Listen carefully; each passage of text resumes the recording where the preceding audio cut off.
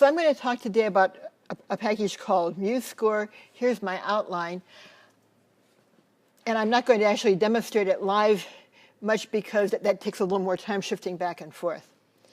But the big question is, what can MuseScore do? And here I've launched it for the very first time. And I've got a choice of two things: either create a new score or look at an existing score. And here is Twinkling Blues, and I will play that.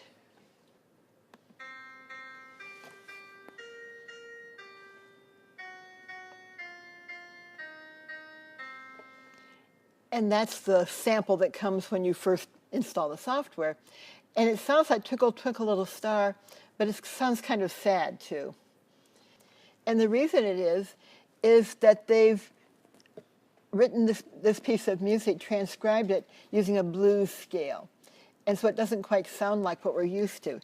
And so the first thing we can see is I can go in, if I have a file that MuseScore can read, I can modify it. And I kind of suspect, Twinkle, Twinkle, Little Star, that I don't like that B flat in there. I think it's a little bit too high. So what I want to do is click on it. First, I click on N to go into note entry mode or note editing mode. And then I click on the note, and it turns blue. And then I click on the down arrow, and that changes it to an A. And so I keep doing that. I have a hunch that I want to take all these notes that are flatted and move them down a half step. And so I look and I want to lower this by a half step, these two by a half step, these two by a half step. And then I get the familiar music that I played in the first place. So an example that, I can take real music and edit it. And that's important when I'm teaching games, because I like to have my students either compose a bit of original music, or more practically go out and find music in the public domain that's posted online, and then edit it, move it from a blues scale or a minor key to a major scale or some other things like that, to get music that adds a certain extra to the game and fits the mood of the game. So the file itself started out as a MuseScore file, .mscz, and that's the native file format for MuseScore. But not many other packages know what to do with that kind of file. And so what I'd like to do is save it as a MIDI file. And why do I want to do that? I want to do it bluntly so I can play it in the game. But I want to be able to play the music various places through a MIDI instrument, through a computer, via a cell phone, whatever. And so that's easy to do. We go to the File menu, we export, and we've got a choice here. The one I want to use here is standard MIDI file, and that gives me a .mid file. And then I can save it in the usual kind of way. I'm saving it to a desktop for this, and then export dialog. So how do I know I've created a MIDI file? Well, the way to do that is to try to play it using software that's not MuseScore. And because I use a Mac, I played the file using GarageBand. And there's a setup for GarageBand, and here's a screen capture of it playing. So that convinced me that I did successfully save my MuseScore file as a MIDI file, and now I can do anything with it that I can do with a MIDI file. What is it? MIDI is an industry standard music technology protocol, widely used. I first noticed that back in the late 1980s, where I had to go to Pittsburgh and pick up some computers for a project I had, and I didn't want to drive a big van through downtown Pittsburgh, so I bribed one of the grad students who'd been an undergrad music major to drive, and he said he would do it if we could stop at Folklines up in Pittsburgh, the big music store. And so I agreed, and we went in, and that was the first I had seen any about MIDI. They had two cartoons on the wall. One was the 1960s musician, and it was a long-haired hippie type smoking a hand-rolled cigarette of something or other and playing on a guitar. And then the 1980s musician was a computer guy sitting at a computer terminal with a MIDI keyboard. And a few nights later, some friends and I went out to the Ramada Inn to their bar, and I'm talking to my friends, and I'm hearing all these interesting musical instruments, and I look up to the stage, and it's two guys with just simple instruments, and they were playing MIDI. And I was just totally amazed by that. You can find out more about MIDI either by going to MIDI.org, or you can start out at the Wikipedia page for it. So it's one thing to know that I can compose music using MuseScore, and edit it, and then produce a MIDI file. But what else can I do? And it turns out that almost any MIDI file I can find, I can import into MuseScore. So I was looking for classical music and classical piano music, and found a, I think, obscure composer, but downloaded the zip file of all of his stuff. I chose him over Bach or Beethoven or Mozart because it was a lot smaller zip file to download. And I can just open it from the file menu and choose a file, and now I'll go back to MuseScore.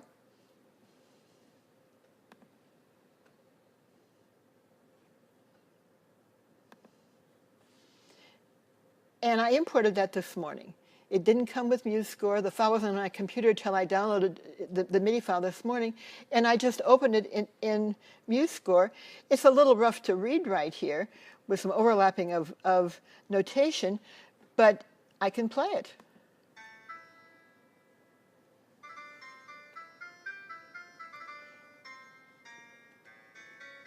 And what that also means is, well, let me stop it, is I can go in here and I can start playing, like I can take this note and I can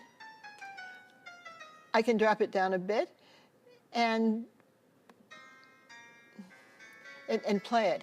And so that's a cool thing about MuseScore, is you can grab a MIDI file from anywhere, import it into MuseScore, and then you can edit it. And we'll stop that. What I like to do is, especially when I'm up home in rural Ohio, is go to auctions or to garage sales, but often an auction when the farm's been in the family for quite a while, because there'll usually be a box with sheet music. And so I will look at the box, and if it's got a bunch of music that's before the early 1920s, I will typically bid on it. And usually it goes for, $1 or $2 a box, because that suddenly gives me access to lots of popular piano music from the 1900s, 1910s, and they're public domain to get to about 1922. And so sometimes I've hand entered the music. Sometimes I've been able to go out and find a MIDI file of it already, and then have my students take one of those pieces and rearrange it. So we talk in class about chords and so forth and some music theory, but that way they can, just from going from a major key to a minor key, you get a whole different mood. This particular one I like because there's a part where he's fantasizing about proposing to his girlfriend, and there's a little bit where you hear a little bit, here comes the bride. Here comes the bride as a phrase in the music. So it's a really fun one to play with. So about MuseScore, it can create and edit music files. The native format is MSCZ. It can export MIDI files, and that's important because we need the MIDI file to be able to import it into our games or our videos, because I like to do animations. But we can also import MIDI files and then edit them. So we continue. Having told you why you might want to learn MuseScore, here's how to get it. You go to MuseScore.org. Be careful, because I was trying to download it on a new Windows machine a couple of years ago, and the browser I was using on this fresh out of the box Windows laptop, when I typed into it MuseScore, I got the wrong file and got a virus and had to reset the computer to the factory conditions. I hadn't installed antivirus or anything because I just got it. Open the box and let's put the important stuff on. But MuseScore.org. And you download it in the usual way. Varies between Windows and Mac, obviously. But also over here on the right side of the page is an important page because it talks about Handbook. And so click on Handbook, and you download the handbook. It is full of good information. It's better in the new version than it was in MuseScore 1.x, and you really need it to do much of anything. We can talk a bit about how we can create a MuseScore file. And there's at least 3 ways of entering music. I'm going to show you briefly how we can enter just by typing text, typing keys on the computer keyboard. We can also take a blank score and start clicking on the staff where we want the notes to go. That should be easy. Somehow my eye-hand coordination messes up and I get things on the wrong place, and I got to play with the arrow key to move it. But you can also play a MIDI instrument. And so if you've got a MIDI keyboard at home, then you can plug it in and you can use it. And they've provided, I've used Allegro. I get Allegro and Finale confused. The less expensive of the two. I used it 10 years ago. And the problem was that if I'm not a good pianist, and if I hesitated a bit, I ended up with lots of 30-second notes and rests and so forth. And because just unless you're playing perfectly and mechanically, not being very stylistic, it will give you a strange score. But they've improved MuseScore now, so it's better than the commercial stuff I was using years ago, where it tries to even that sort of thing out. Here's the idea of what we do, and I've put more slides in here than I can talk about because we'll post the slides to the internet, and so you can go back and get directions to read through carefully.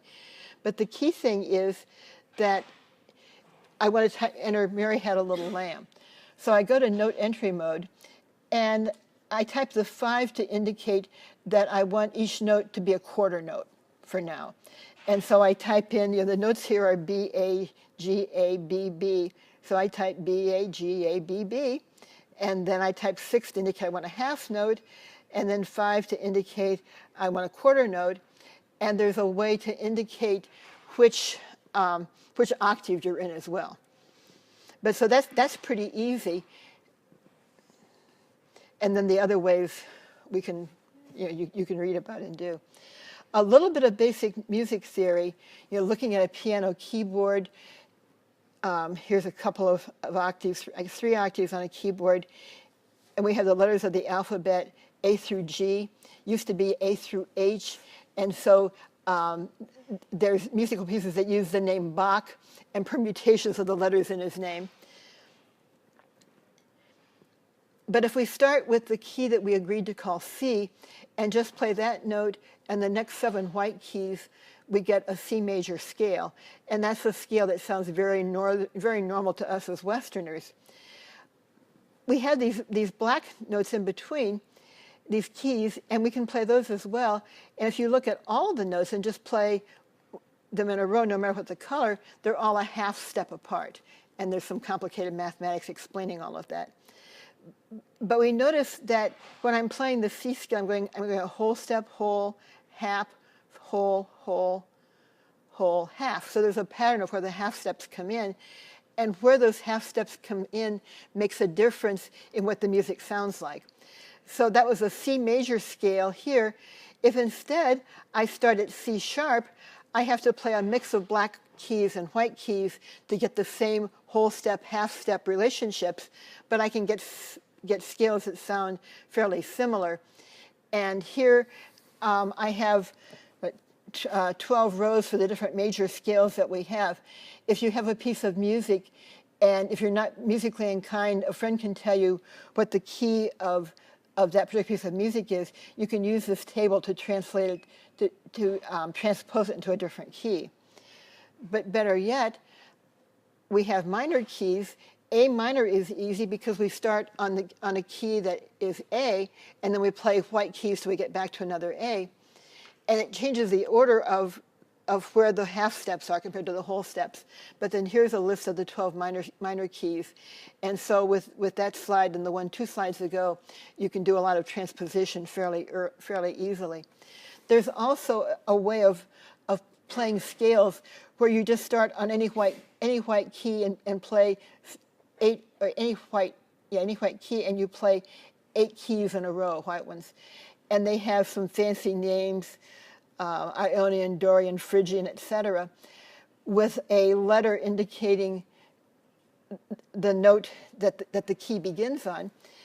And it turns out that these modes are important in different kinds of music. So here's just a very brief summary. You can explore more later on. But that jazz, Locrian is used for jazz. So if you want a jazzy sound, change from a traditional scale to that one. Mixolydian, blues, jazz, folk, and rock. And that, again, gives you a clue of where to go as you're trying to change the sound of some music. I guess I should back up on that. We can have lots of other scales, and these are scales that start on a C, but again, by using the tables I showed you before, you can transpose them into whatever starting note you want to have. There's a pair of scales, Hungarian scales, that are a major key and a minor key. So we'll look at this. And here's the major key version of a Hungarian scale. And then here's the minor scale version of it.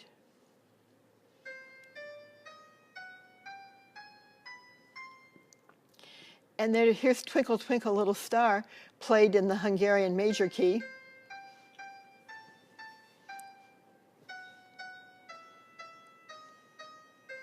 And in Hungarian minor.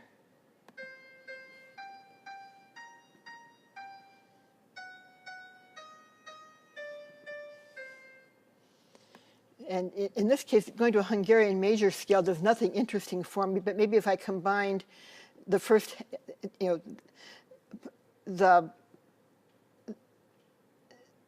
if I did the first part in the minor scale and the second half in the major, I would get something else a little more interesting. And then one final thing is, so I've shown you why you might like to acquire MuseScore. It's free. That's a good thing about it. And it is pretty powerful by now. But we can use it to compose music, to edit music. We can export MIDI. We can import MIDI as if we'd written it ourselves. We can do all kinds of editing to it. I showed you where to get it and where to get the documentation. What we'd like to do as people who play games, who write games, is add music to our games. I'm just going to show how we add music to a soundtrack to an animation, because the game part's trickier. But the idea of animation is that we have our software, for example, draw a series of frames, series of images, and then we use software to stitch those together to make a movie. So we draw a series of frames, we display the frames one at a time. Professor Moser and I both use processing with our students. I love it. He teaches journalism majors and art majors how to write programs in processing. I love it. But we can tell how many frames per second we want. And then we write some code that looks like this. In processing, there are two functions we have to have. Setup is called once when we first start running the program, and then draw is called as many times per second as, well, it results in producing, drawing, adjusting the time of each frame so that the proper number of frames are displayed per second. And so within draw, we have the code that draws a frame, and it often represents the system variable frame count to tell what frame number we're on, because we're under program control, we're drawing each frame. And so what we do then is we have the code that draws each frame, and then we use a function within processing to export each frame as a graphics file in PNG format, and then we use the Movie Maker tool in processing to combine them into a movie. I used to go out and do some workshops for a week at a time with middle school kids. And fortunately, I had a grant that let me leave behind $1,000 worth of commercial software, like Premiere. And that was cool, but when the grant ran out, I couldn't leave software behind anymore until things like processing came along that gave me for free the ability to draw individual frames and also to edit them into a movie. And so here's how we do that. In draw, we say if frame count is less than some upper bound, then go ahead and do the stuff we do to draw a frame. Otherwise, stop looping. And but meanwhile, we save each frame, and I give it this prefix, and the pound signs will stand for 0001, 0002, and so forth. So I get all these files out in the proper order, and then I go to the Movie Maker tool within the Tools menu, and I get to choose the file where the folder that has all of those frames that I just created, and then I can set a frame rate, and then I get to drag a sound file that's the soundtrack for my animation into this place, and click Create Movie, and then come back in 2 or 3 hours. But at least it works, so that's pretty cool. And it turns out that MuseScore can export WAV, FLAC, OGG, or MP3 files, and processing can support the other ones on the left. And so there's two that line up, and so I can import MP3. One last thing is, here are some books I recommend. One is Music Theory for Computer Musicians, and it deals with a lot of the newer stuff, not just the 18th and 19th century music theory, but contemporary music as well. And another book by Karen Collins, who's worked in the game industry as a music composer. And that's it.